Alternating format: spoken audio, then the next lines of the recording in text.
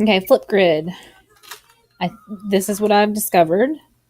You go to flipgrid.com as a teacher, and you would just simply log in for free.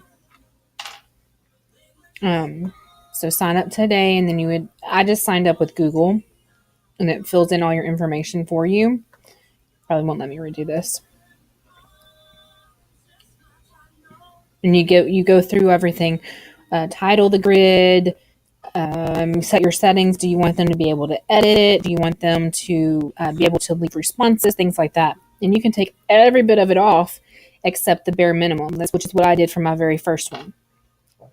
So I made a grid, which is basically your classroom, and I called it ESL practice.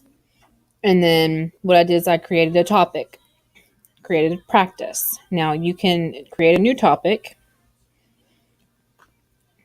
And so this is where the teacher will be able to look at what those students are putting in there, what their videos are. On the student side of it, after you create a topic, let me go back. Let me just start creating a topic. You title the topic. You give it a date. So if you're doing this in advance and you want them to do something different each day, you can go ahead and plan it that way. You have time. With the free version, you only have up to 90 seconds. But you have the 15, 30, and then 1 minute, and then 1 minute, 30 seconds. This is where you can have them change it if they wanted to. After they made something, they can change that. It's active because you wanted to do it. You can change this in Classroom. Sorry, you don't get that for free. You can add resources, so you can have them watch this video that we found on YouTube, or read this article, or look at this picture and explain how you feel about it or whatever. This is where you can add in those resources for those kids. And this is where you would want them, if you wanted them to read an article, you could have the link there, or you could attach something there. And then they can be super cute and add stickers and drawings to their selfie whenever they're recording. Or you can change it to none. And then the emojis. If you want them to do that, perfect. If not, you have the option of none. Response link, this lets others view their videos. You might want to either keep it private or none, completely up to y'all. They can see how many people have viewed their video. You can turn that off. They might have to, if you want them to put in their email address, there's that option. If you want them to be able to reply to responses, another option. And then they can, if you give them the option for response, they can title it feedback, basic feedback, or custom. Custom is Classroom, so you have to pay for that one. And then you can give feedback on performance and ideas. Up to you. And then you create it. Oh, you have to give it a description,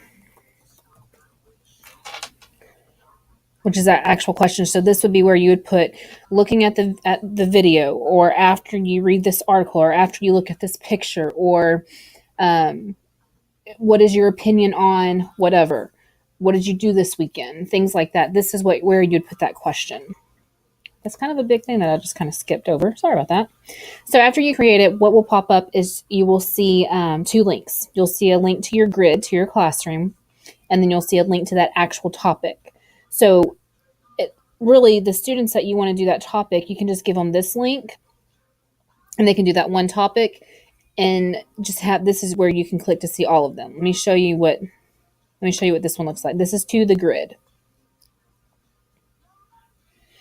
So this is what they would see, and they have 2 questions that they need to answer. So they can click it open, and then they can add their video. Make sure they hit allow. And so then you have that video, and you would be able to record here. And you have audio level. So if I talk really loud, it can go higher, whatever you need. And then you record your video. Here, you record your response, and it's only 90 seconds. So last night I cooked supper, and then I cleaned, and that's what I did. And then they would have their little headphones on and everything. Okay, so I'm done recording. I hit next in 90 seconds. And then you get to watch it again. Last night I cooked supper, and then I cleaned, and that's what I did. And then they would have their little headphones on and everything. Perfect. And then, okay. And then, oh, you have to take a selfie because this is, they're not signing in. So how do you know who it is? We have to take a picture. Make sure you get the good angle. And then you hit next. And then now you put in their information, student name, first name, student last name, optional. Everything like this is optional because we clicked it to be optional. You can check it to have them. They have to put in their email address. They have to title their video. It's up to you.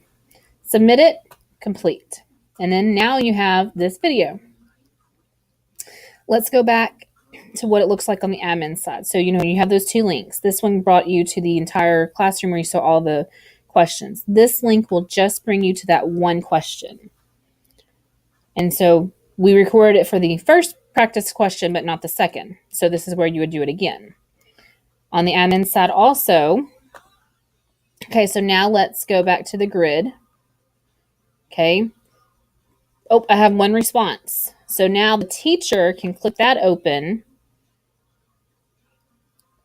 I'm going to look at that video in 90 seconds. So last night I cooked supper and then I cleaned and that's what I did. And then they would have their little headphones on and everything. Okay, so now I want to give some feedback.